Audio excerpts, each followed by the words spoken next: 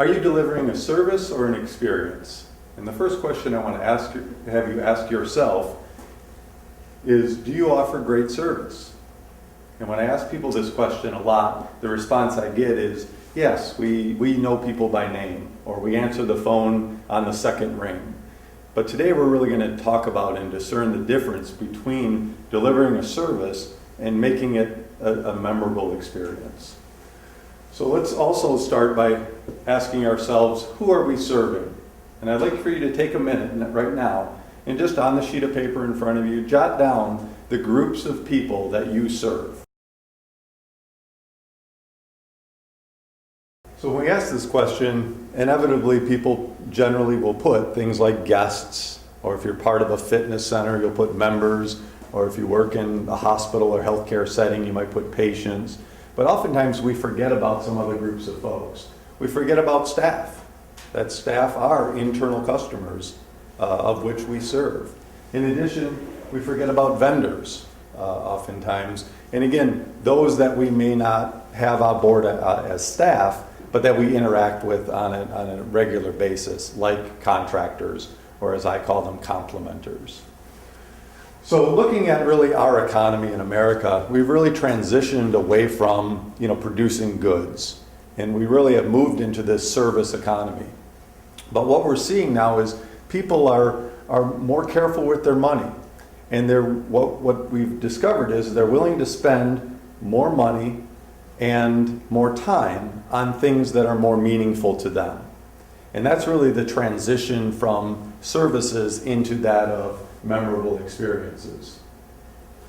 So why experiences? Why are experiences important? Well, first, we know that patients are experiencing higher copays and deductibles. So because costs to the patient, out-of-pocket costs are going up, patients are being more careful with their money and their decisions as far as whether or not they want that service. We also know that customers are driving more of the decisions. You see this often in TV commercials where you have drug companies that are marketing to the patient. The patient can't prescribe the medication, but yet it's the patient going to the doctor saying, I want this. So patients really are making and driving a lot more of our decisions today. We're seeing increased competition, and because of that, again, patients and our guests have more choices than ever before. We're seeing a commoditization of services, leaving price as the differentiating factor.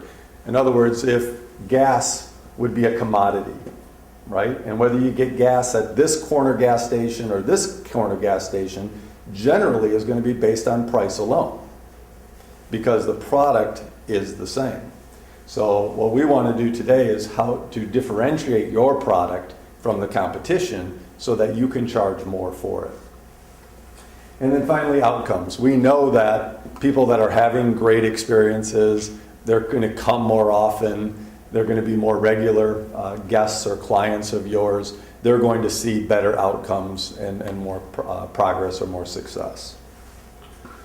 So looking at the benefits, all of this then will produce benefits to your bottom line and to your organization. You'll see increased customer volume, outcomes, increased revenue, increased referrals, greater revenue per consumer, and really a defense against the competition, to where if you're doing things right and you're truly delivering memorable experiences at your place of work, a competitor can open up right next door and it shouldn't impact you at all.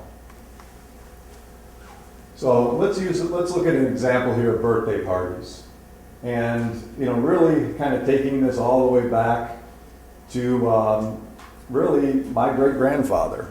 And when I look at pictures of my great-grandfather and the birthdays that he may have experienced, it pretty much consisted of his mom baking a cake, but out of the raw ingredients, right? Eggs, flour, sugar, baking a cake out of this. And when you calculate the dollar amount associated with 2 eggs and a cup of flour and some sugar, and so it's really pennies. So then we look at the next generation, which is the goods. And this is where you actually buy the cake mix in the box, to where it's on the shelf. All you have to do is add water, and you might pay $2.50 for that cake mix or $3 for that cake mix. But again, we're willing to pay more for the convenience of taking a box, opening it, adding water, and putting it in the oven, as opposed to buying the individual raw ingredients and mixing it all together. You look at the next generation, and now what there's a tendency to do is to go to a bakery and not only be willing to spend upwards of $10, $12 for a cake, but have that cake personalized, right? Have his name written on it, have a decoration associated with it. And then we look at the next generation, where now we're starting to spend hundreds of dollars on birthday parties, where we're willing to spend, again, a significant amount of money to pick up a phone, to call somebody, to put together a tumbling party, a trampoline party, a baking party. All of these themed parties that you're seeing today, parents are spending hundreds of dollars on, and they're doing it in the hopes that they will be creating a memory with their children. So again, what we know is people are willing to spend more time and more money on memorable experiences. And thinking of this, has anybody been to the Rainforest Cafe? Right? You don't go to the Rainforest Cafe for the awesome food at the incredibly low price. You generally go, for the experience. And you're willing to pay more, and you're willing to drive a greater distance for that experience. So in looking at this, really commodities are replaceable.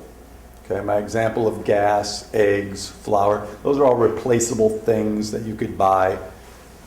Goods are tangible, services are intangible. You can't touch them. And although experiences are intangible as well, what differentiates them from a service is that they're memorable. So we've created these experience quadrants, which really kind of break it down into different areas. To the right, we start looking at where you're an active participant in the process. And to the left, we start looking at to where you're more of a spectator of the process itself. Well, the goal here is really to first off look at the quadrants and understand what's in them, but to begin blending together the pieces. So quadrant one is, again, you're a spectator, you're watching a video, you're listening to music, you're viewing a performance, you're smelling an aroma, or you're receiving a treatment of some sort. So you're very passive, you're receiving those things, you're a spectator of those things. Moving down, we started looking at some elements of theme or aesthetics, to where now we're starting to look at your facility. What does your facility look like? If you have video walls or mechanisms for communication, what do those look like? If you have art hanging in the building, what do your grounds look like outside of your building? If you're in food service, what does your food look like when it comes out of the kitchen, when you're preparing it? And is there any memorabilia associated with the experience that the person is receiving? On the more participant or active side of the quadrants, we start looking at things like where you're actively learning, where you're actively exercising, where you're actively engaged in arts and crafts and hobbies and things along those lines. And then we finally move into almost this virtual reality, to where you become immersed or part of the experience itself, to where you're involved in gaming, you're involved in social media, you're involved in pretend play elements, or perhaps that of scavenger hunts. So those would all be various components. So in looking at this, I want to have you answer some specific questions on each of those quadrants. So I'll have you take a minute now, and let's answer these first two questions.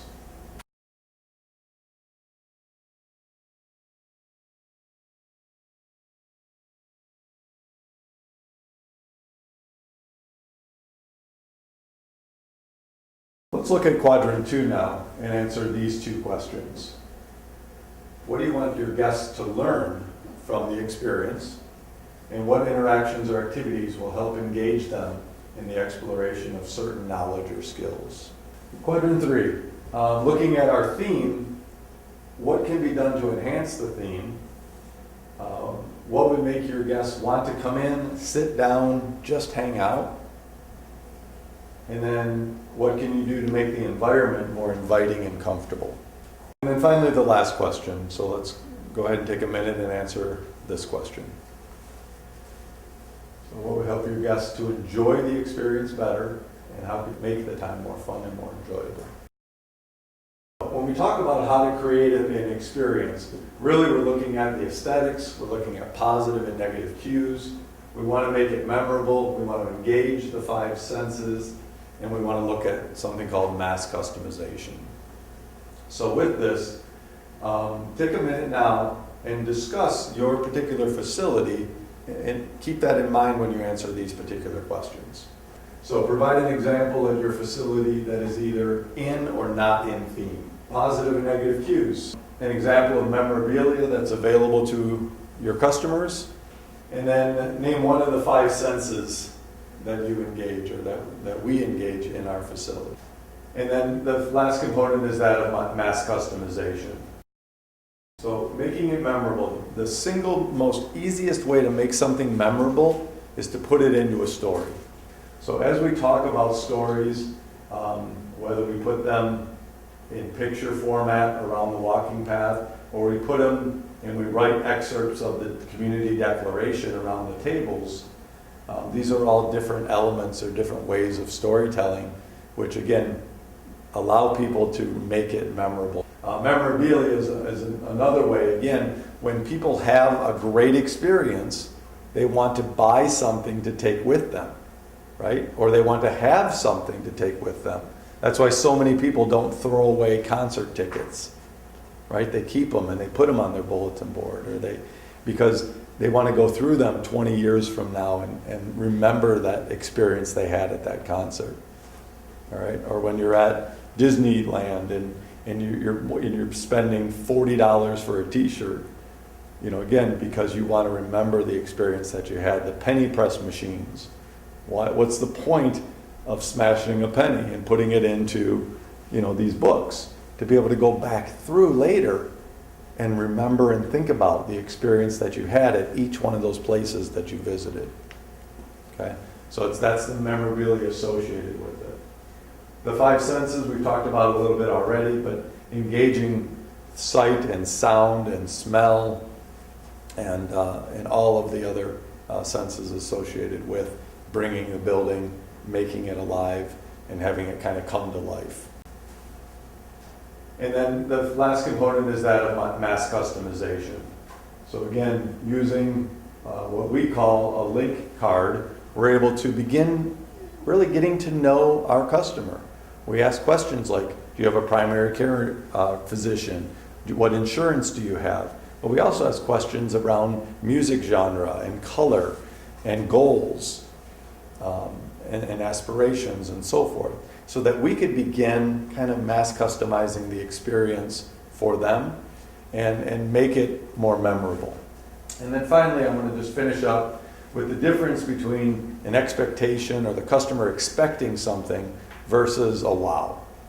And with this, we used to have a program here where we rewarded people based on check-ins. So as they came in to move our fitness center, they received a point. And when they accumulated X number of points, they got $10 in a live bucks. And we had so many people that didn't even understand why they were getting $10, because I just do what I'm doing. It didn't change behavior. It was just, something that was happening. But we had others that were actually tracking their visits.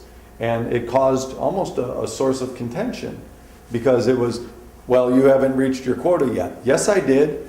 What visits do you show? Because you're too short than what I have, and I expect the $10 because you promised it to me, or you've given me the $10, but now there's restrictions on where you could use it, how you can use it, when it expires, and it turns something very good and very positive into this negative thing, right? Because now it was something that I earned and I expect it, and now you're putting restrictions on me. So it changed the whole feel of it. And so we transitioned away from that into more of a wow program. And the one thing I want to ask you guys to do in the next 7 days is to wow someone. Something unexpected, something meaningful, right? So I'm going to encourage you guys to do that. So what I'd like for you to do is to take a few minutes and create an experience that contains each of the 4 experience quadrants.